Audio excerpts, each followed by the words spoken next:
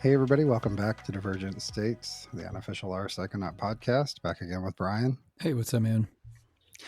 Doing all right. How you doing? Oh, I'm doing great. How about yourself? Oh, not too bad. Just, all same as always, getting ready for stuff. Last week or a couple weeks ago, we'd had Valerie Beltran and Chelsea Rose from the Zendo Project, and I thought it'd be a good idea to invite Valerie back. And Valerie, how you doing?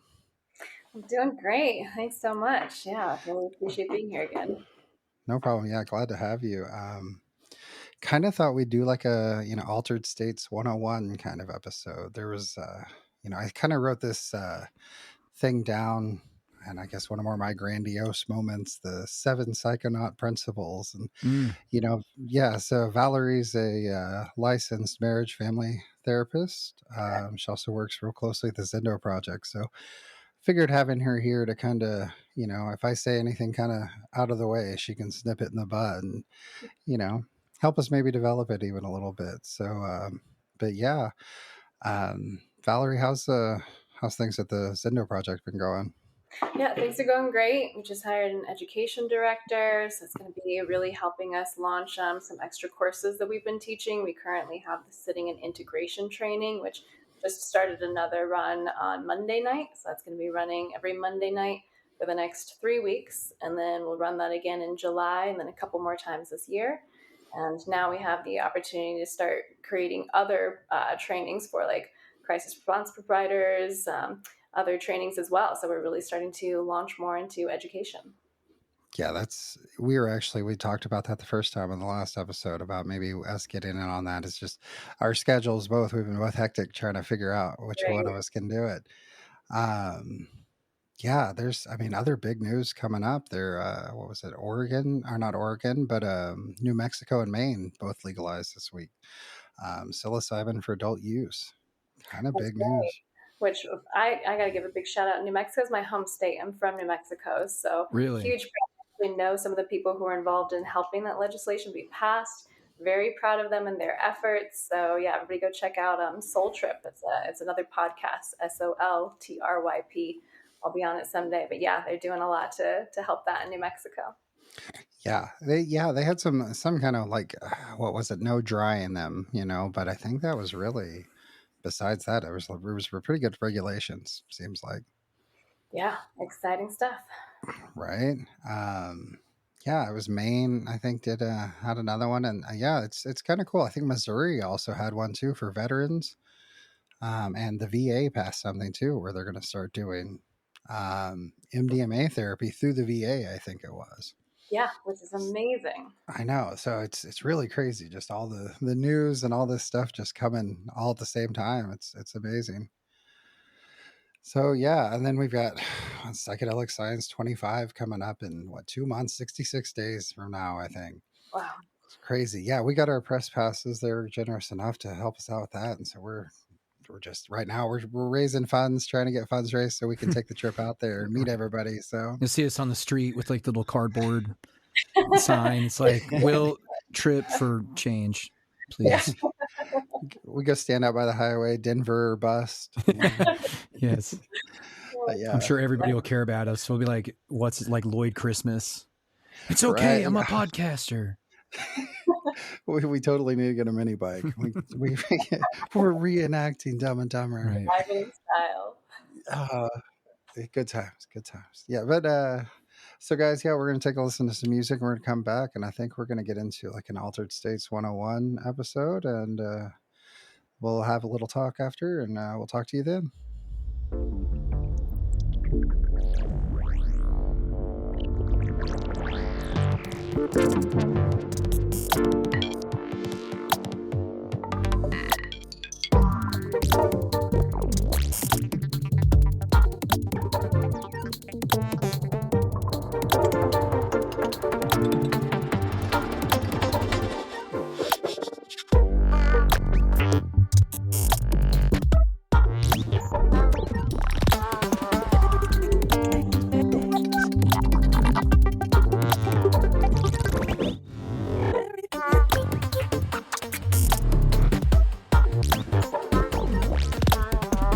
All right, guys, welcome back.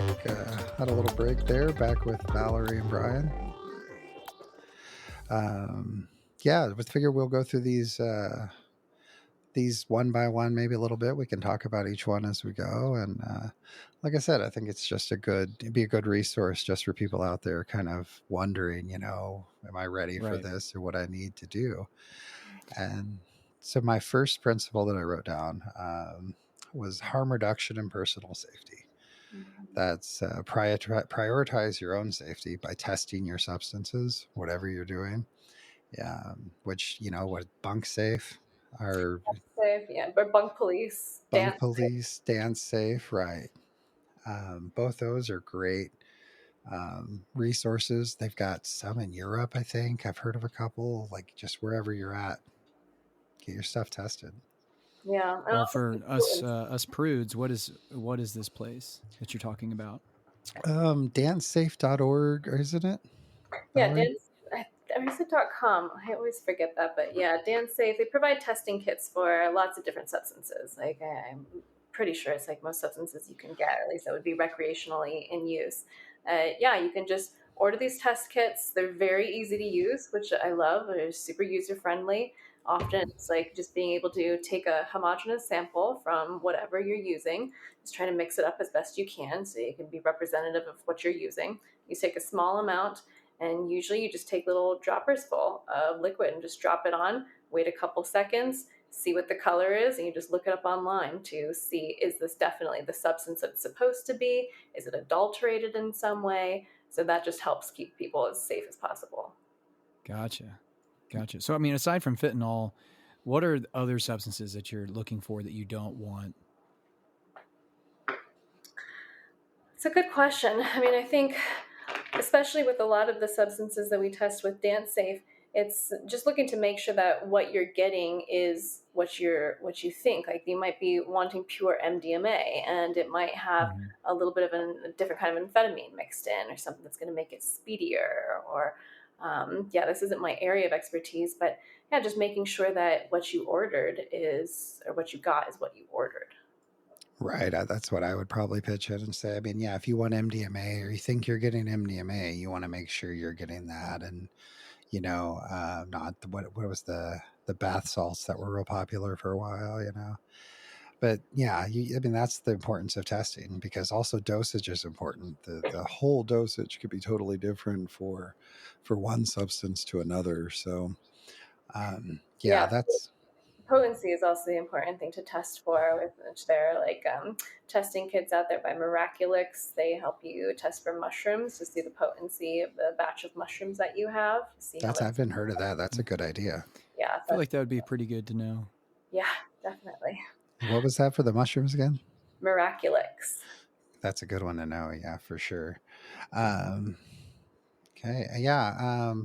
I think the next one down on that is prepare. And so, still under the goal, the harm reduction and personal safety, prioritize your safety by testing substances. And the next on that is prepare your mindset, your setting, your environment, and have a guide with you or access to a helpline like Fireside. Actually, before we go to that one, can you say a little bit more about dose? Because I feel like, Oh, yeah. yeah, because I think it's important that people are also aware of how much they should be taking. And there are often like recommended dosages, but it's really subjective. And for people to understand their own personal tolerance or especially sensitivity, and for people who have no idea what their sensitivity might be if they're totally new to a substance or to substances in general, questions that I often ask people if they want to consider is, are you somebody who usually takes like the recommended dose of aspirin or Tylenol or some kind of painkiller? Or do you find yourself needing to take more? Or do you feel like that's overwhelming, that totally knocks you out, or you get sick from it? So maybe you're more sensitive and might want to take less.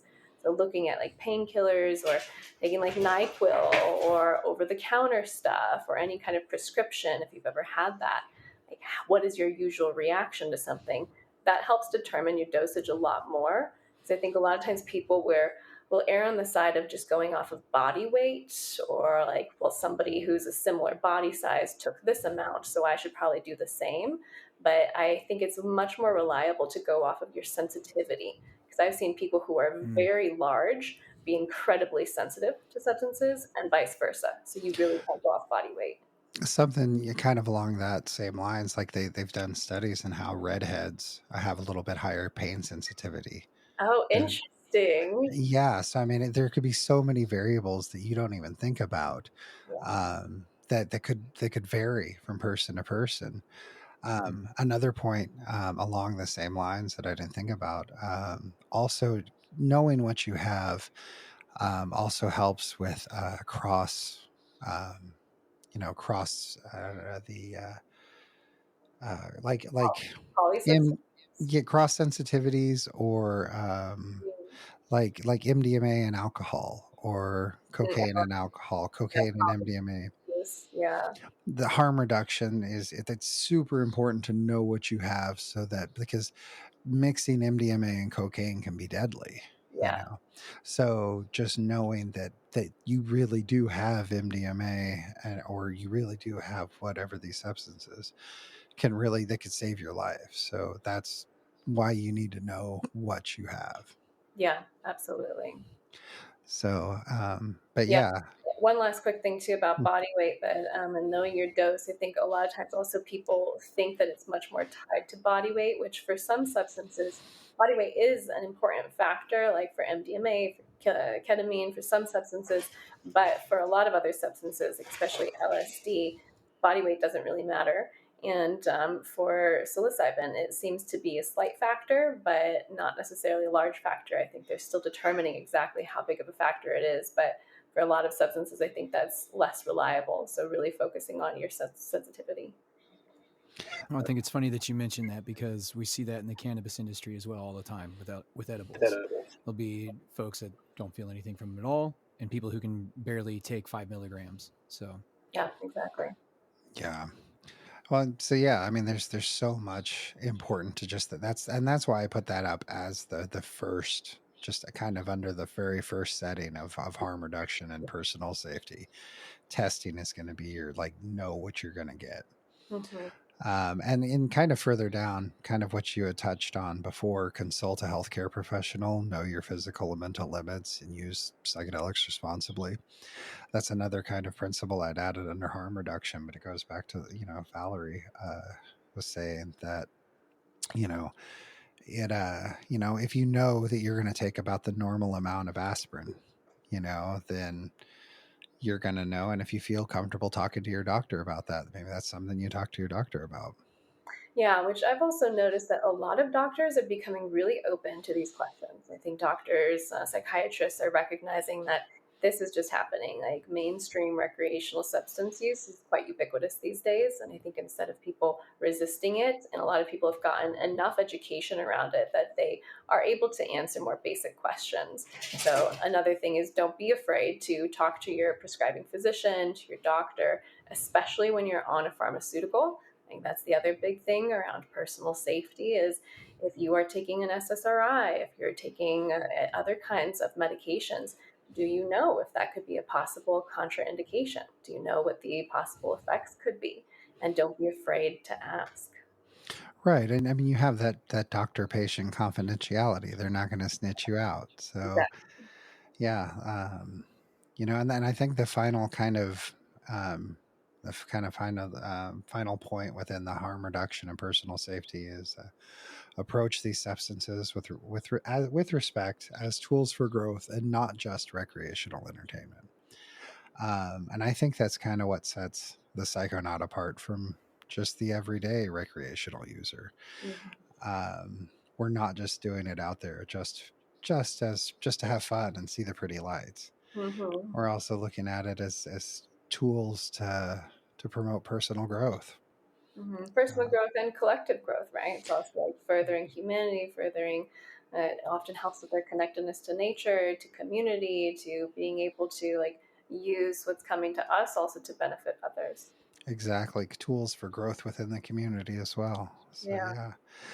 yeah, that was the first, kind of my first thought. I thought the first, principle, or whatever you want to call it, is just harm reduction and personal safety, and I think all those kind of, embody that. Um, Yeah, that the bit I feel, yeah, harm reduction. I feel like that's why I put that at number one, because it's the most important for yourself and others. And so for my second one though is do no harm to others.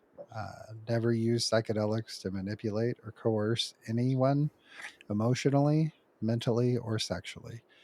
Respect the boundaries and consent of others at all time, ensuring a safe and supportive environment. And I feel like that's, I mean, that should be just common sense for everyone. Mm-hmm. You'd never use anything to coerce anyone, and respect boundaries of consent of everyone at all times. Mm-hmm. It's just a good basic rule for life there. Yeah. Way. So yeah, do no harm to others. The next one is connect community and connection. Mm-hmm. Foster a sense of community, supporting each other through shared foster a series foster a sense of community by supporting each other through shared experiences and challenges.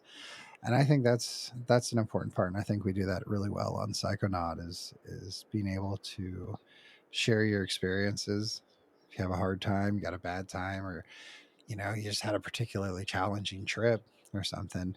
Or even, I know, like Valerie, you guys with the Zendo Project, you do that a lot. Just that's a lot of what you guys do. Yeah, yeah. I was just doing a talk on Monday night at the Portal Marin in Mill Valley, California, and something that kept coming up with audience questions is something we were speaking about that I think is quite a passionate selling point for Zendo Project, for getting involved with Zendo Project. We don't even intend for it to be a selling point, is that so many people will come to the Zendo as a guest because they're in need of support, and they end up connecting in such a deep experience with their sitter, and they realize that it's not only it's a safe place to feel difficult or negative emotion that they otherwise might feel embarrassed to show around other people, or might not want to burden other people, or might feel like they're going to harsh somebody's burn if they're expressing something negative or difficult. And it's not only a safe space in which to express that.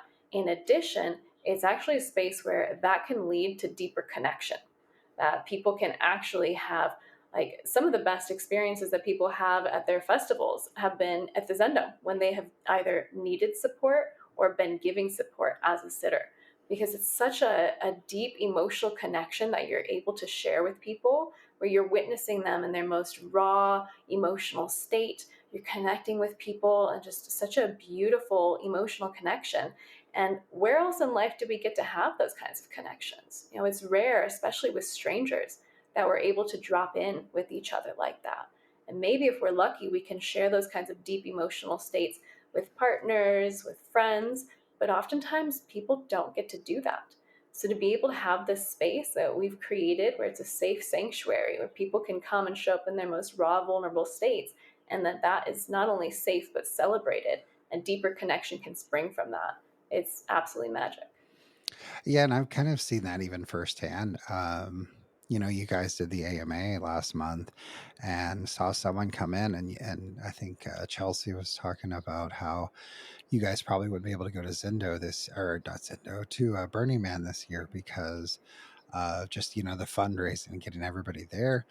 And somebody from the subreddit came in and was like, "Hey, I'd love to be able to help you guys out and see if I can get you there." And I was like, "Holy crap!" It's like I've just seen the firsthand goodness that you guys can do, and I'd love to be able to make sure you guys can be there. And I was like, "Oh, that's amazing." So It's incredible, and we get that all the time, And so, like, we had a guest who came in just this past Burning Man, and the next day came and donated $10,000 to us because he was so touched by the experience and by the fact that we offer these services.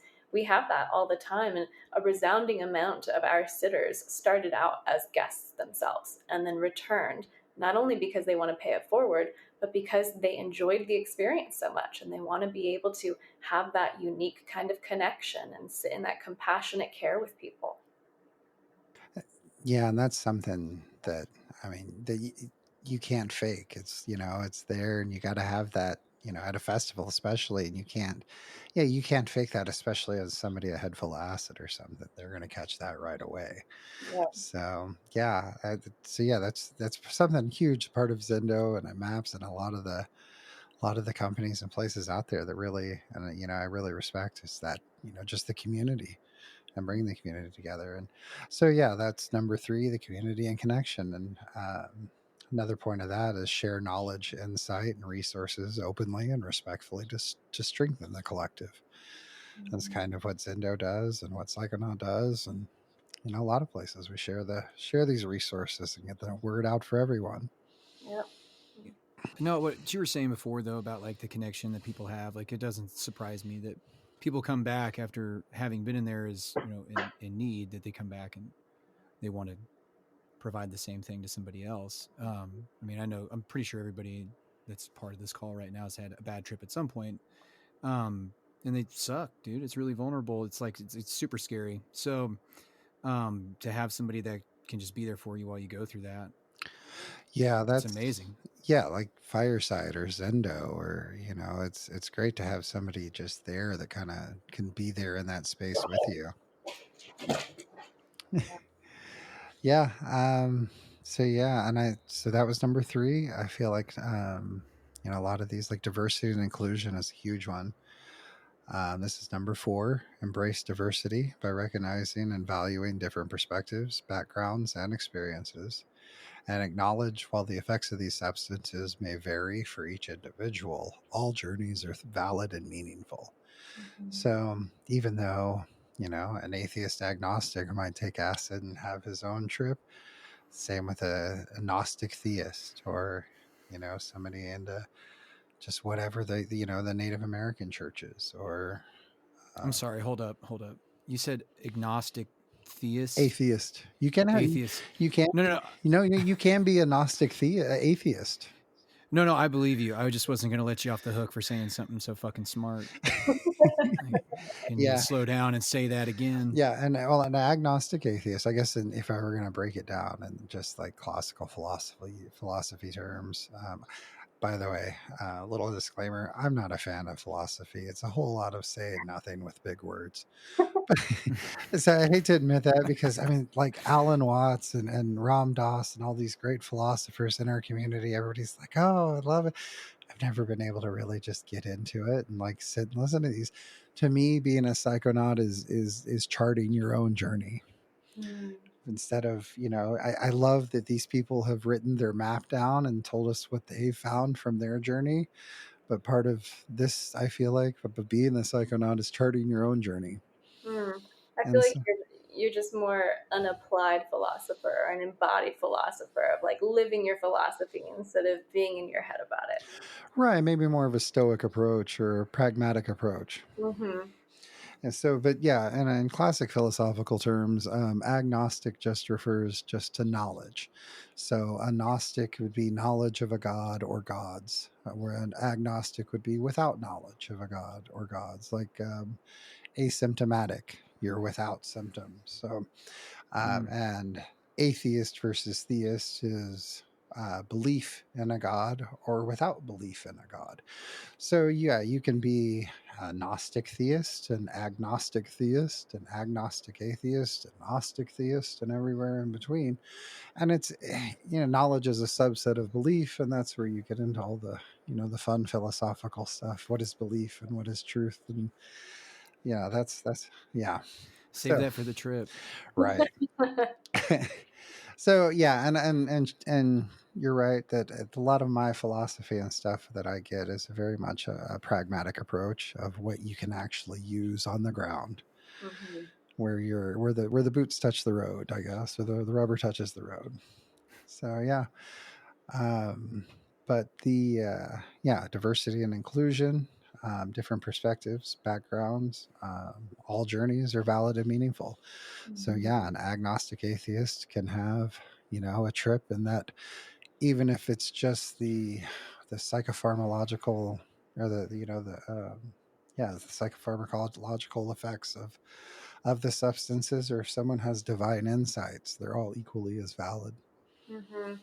Yeah, I would add too. I feel like this is one of the wonderful things about psychedelics is that they really help you explore more duality, more multiplicity, more pluralism, And really, it's about holding it with this humility of being able to hold all of these things that would otherwise be contradictory, being able to have space for the paradoxical.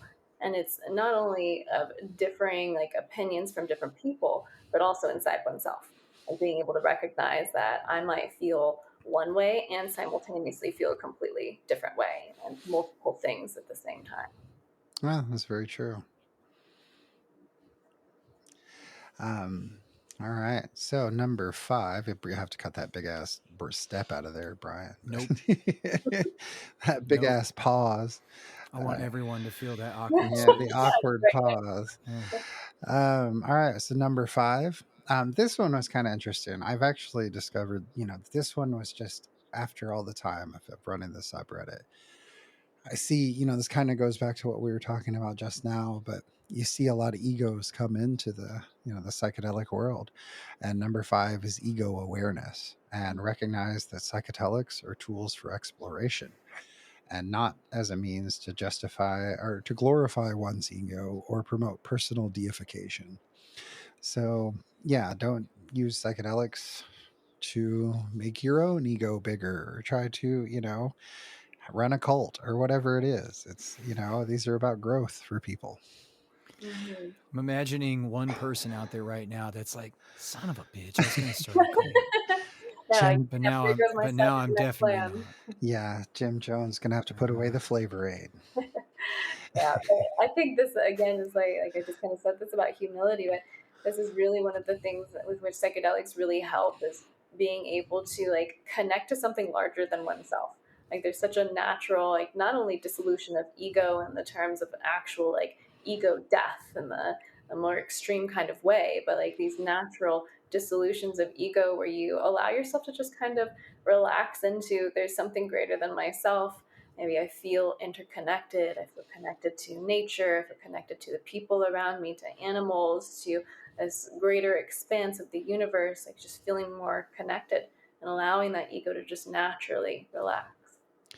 Yeah, and it actually kind of brings there's an interesting point that I had talked about a while back, that there was an article that was, I think it was a Medium or Salon or something, that was talking about how some people they lose that ego, they break it apart, they become part of the greater community, and there's some that it does the exact opposite almost. Mm-hmm. Like the technocrats and the stuff that we hear about now, Silicon Valley, a lot of times, a lot of the ego.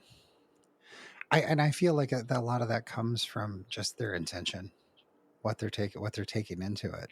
Yeah, well, and I mean, this is why psychedelics and substances are non-specific amplifiers. I mean, they're going to amplify whatever is there. It's not specifically going to it's not going to generate empathy for everybody. If someone is not capable of empathy, it's not going to suddenly magically make it exist in them. If they are more of a narcissist or sociopath, it's just going to dial that up. It's going to amplify whatever is already there. Yeah, but I would think that they could be used as tools to maybe break through some of those personality or disorders. I know that they early in the what was it, late in the 50s that LSD was real big for alcoholism being studied. Mm-hmm. So I feel like maybe with a lot of those, and could be associated with personality disorders. I almost feel like those could be studied more, but Yeah. the way everything's been illegal for so long. Excuse me. Yeah, I agree. I'm optimistic about that as well. I know not everybody is, but yeah, I share that optimism. And in general, as a therapist, I hold a lot more hope for change and transformation for people with personality disorders. I think sometimes people don't hold that same kind of hope. They kind of feel like if you have a personality disorder, you'll have it your whole life. I don't necessarily hold that view. And I think a lot of times it's rooted in trauma or rooted in things that are painful. Those are the exact things with which psychedelics really help you. Yeah, I have some experience with it because younger on, I was undiagnosed with autism for a long time. I don't think I was diagnosed until I was almost 40. So, early on, I had heard that someone had said I was narcissistic. And I actually came across back from it because I was with my therapist, and I told her, I was like, I was really worried about it. That's like, man, am I narcissistic? So I started looking it up and looking at the traits, and she goes, well, you know, you can't be. And I was like, why? And she, because the fact that you were worried about it and you went to go look it up so much, and and also I said, well, I could see how somebody could think that that could be narcissistic. She's like, the fact that you could identify that and say, I could see how someone could say that, Yeah. just says right there that you're not, because a narcissist can't do that. Like, Yeah. just they're incapable of doing that. And I was like, well, you just made me feel better. And then I've worried about it again. And then it was like, well, that worry is just further confirmation that you can't be. So Basically just saying, just keep worrying and you'll be great. yeah, as long as you're Yeah. worried that you could be, there's no way you can be. Yeah.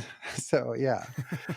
So yeah, this is kind of even on the same point earlier with the ego awareness, focus on self-discovery while respecting the paths and beliefs of others without judgment. Mm-hmm. And that kind of goes into all of that, all journeys are meaningful and valid, focus on that self-discovery, and that should hopefully, guide your journey a little bit better. Yeah. So number 6, I think, is integration. And yeah, number 6, integration and reflection. And I feel like integration is something we don't talk enough about, Mm-hmm. psychedelics in general. Here recently, I guess the past year or two, it's become a lot more popular to people bringing it up. But yeah, integration. Take time to integrate psychedelic experiences into your daily life through reflection, journaling, therapy, or even group discussions. Use insights gained to foster personal growth, improve relationships, and contribute positively to your community. So yeah, by taking the time to kind of discuss and what you've learned and share it, and integrate that. Take those lessons you've learned, like, ego awareness and diversity and inclusion, and integrate that into your personal life. And Mm-hmm. as you said earlier, like the pragmatic, philosophical approach. Yeah. Yeah, we'll have to do another podcast solely about integrations. This is one of my favorite topics, and I have a lot to say about it. But yeah, integration, I think, is one of the most important things, not only for a psychedelic experience, but for just life in general. I feel like we often skip over integration, don't do enough reflection or think about what something means. And as a little side note, I have this whole idea about making life more like a psychedelic journey in and of itself, like having more intention and preparation leading up to something, thinking about what mindset do I want to adopt if I want to do a certain experience or live my life in a certain way. So being more intentional in general.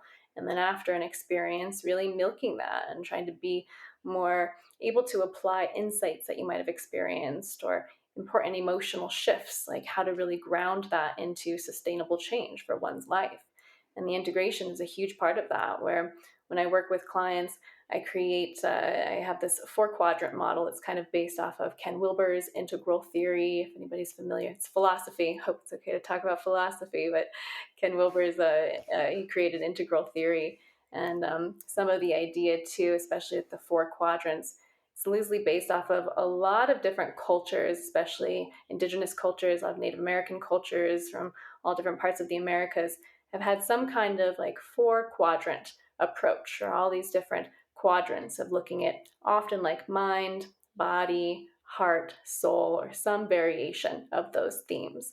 And looking at one's life or one's psychedelic journey through that lens of looking at all of those quadrants to be able to see most intently like what is happening in your life in all of these different areas and where do you want to experience change. And based off of the psychedelic experience, did you have certain insights or have emotional releases or things that you can make into actual practices that you can do for each of those quadrants to lead to sustainable change in your life going forward. And one of the things that I talk about with these quadrants is that mind, body, and heart are often about looking at your own life and how you can benefit and what you can do to change to make your life better. And the last quadrant, soul, so is really where you're answering your soul's calling, like your soul's purpose. Like, what is the call to action of how you show up in community? How can you be a better person? So you're not just taking and using the psychedelic or using life for your own personal benefit, but also being able to give back. And Ken Wilber and his theory and integral theory does that as well, where each of the quadrants is a call to action, where it's like wake up, grow up, clean up, and show up. And it's all of these ways you're also trying to be the best version of yourself for others, not just for your own personal benefit. Yeah, I like that. You've got the different, yeah, you get the mind, like you said, mind, body, the self, and you try to, keep that self, but by doing that, you're able to go to that fourth, the outside, and bring it to the community or bring it to others to, pass it along. Exactly. Mm-hmm. Brian, Syner- get, synergy. yeah, Oh I my feel like god, I got you bored over there. What are you gonna say? synergy. Synergy. Corporate buzzwords. Yeah. I was about to like try to rifle off as many as I could think of and fell flat on my face immediately. Pro- I couldn't think of any other proactive, buzzwords. Yeah. proactive, But no, I synergetic. think Oh, sorry. no, I think that's awesome because like anytime that I've ever done like, either taking ecstasy or mushrooms or something like that, there's never been any of that like integration at all, ever. And that's always been kind of like why I stay away from that stuff so much now is like because a lot of times I didn't have a good experience. Um, I would say primarily because I didn't come into it with that kind of mindset and then just kind of went on this journey. I was just there to try to party. So um, I don't know. I think it's really interesting. I think I have to agree with you that it's super important and probably a step in the process that I'd be willing to try next. And I think it's really important to express to people who haven't tried any of this before. Yeah, I mean, that, like, we'd go back to, I think it would go back to like your set and setting, what mindset you go into it, and, the setting, which can include who you've got around you, what environment are you in.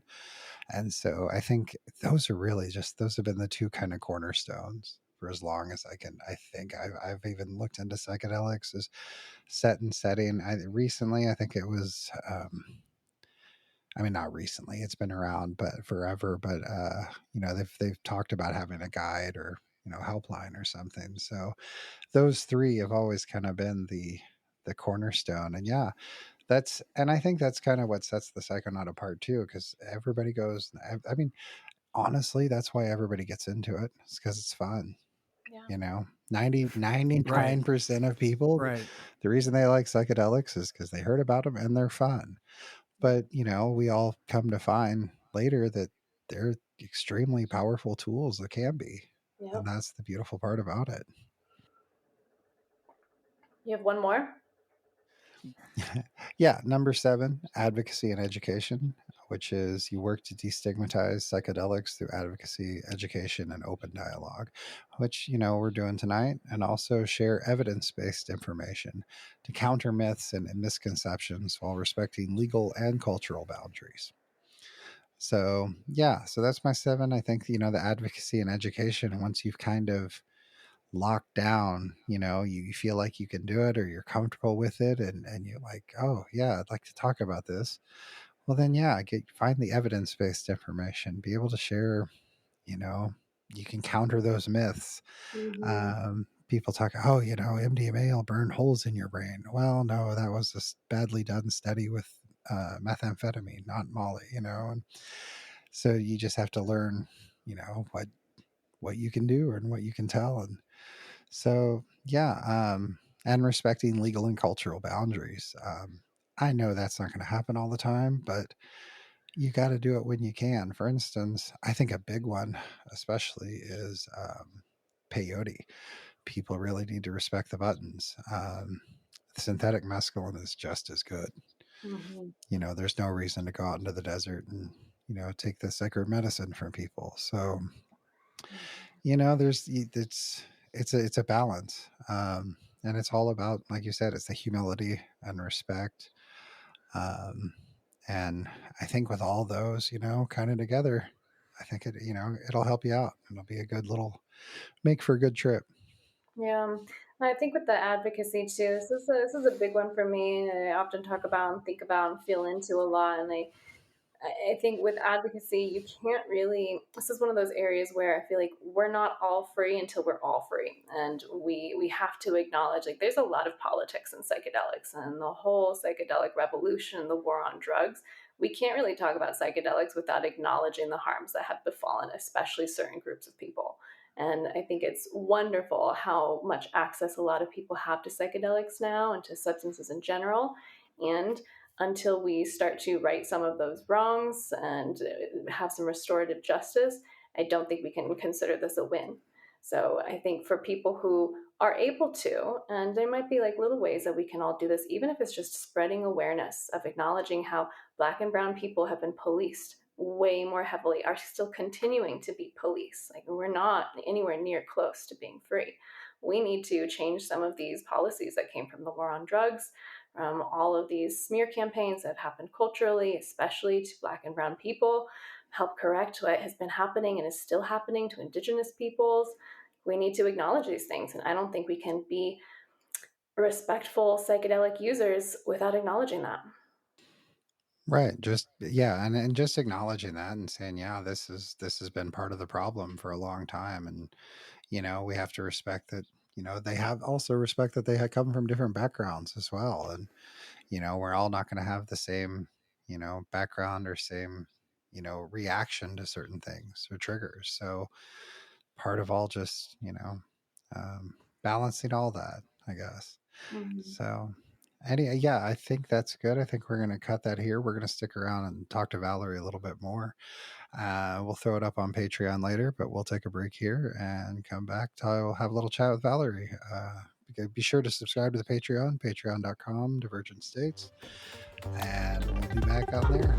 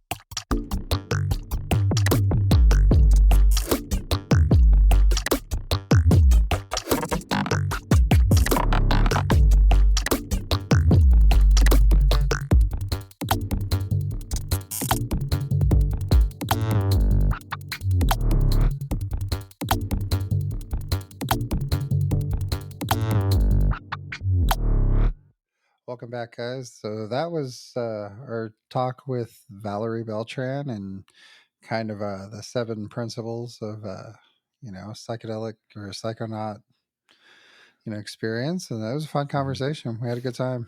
Oh yeah, absolutely.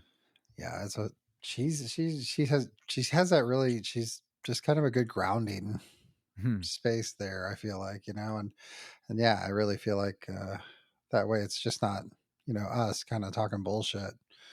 We have a professional there to check us. So yeah, it was a real fun conversation. You guys want to hear the rest of that conversation? There's a good, probably what, half an hour Right. of us just kind of talking and chatting with Valerie. Go to Divergent State or go to patreon.com/Divergent States for there. Have extra content. There's some videos up we throw up there. Yeah, if you guys are listening on Spotify or Apple, rate us, share with your friends. Um, yeah, if you enjoy what you hear, give us that 5-star rating. Yeah, yeah. If you feel like it's added any value to what you do or your knowledge on psychedelics, please help us out. And don't forget that you can also help you can help us out to get to the Psychedelic News Conference by going over to patreon.com as well. Yeah, Psychedelic Science 25. I mean, Maps has helped us out so much. They're basically giving us access to any of the speakers there. So if you guys want to hear from somebody who's going to be speaking at Psychedelic Science 25, throw something in the comments. Just shoot us a comment. We're going to try and get everybody. Patreon, you guys, they're going to get the top pick on who we're going to pick for speakers, but all their questions, we're going to try and get them for all them. But we're going to try and get everybody in the comments and everybody from YouTube or Spotify or wherever you're listening at. So Yeah. yeah. Well, thank you guys. So Okay. yeah, music tonight is Flintwick, and you guys support him. He's at Flintwick. Great musician. Um, yeah, and if you guys have any music you want to throw our way, hit us up. Hit us on DM, send us a comment, let us know. Email us, divergentstates@gmail.com. Yeah, hit us up. Keep exploring and have fun. Yeah. Catch you guys next time.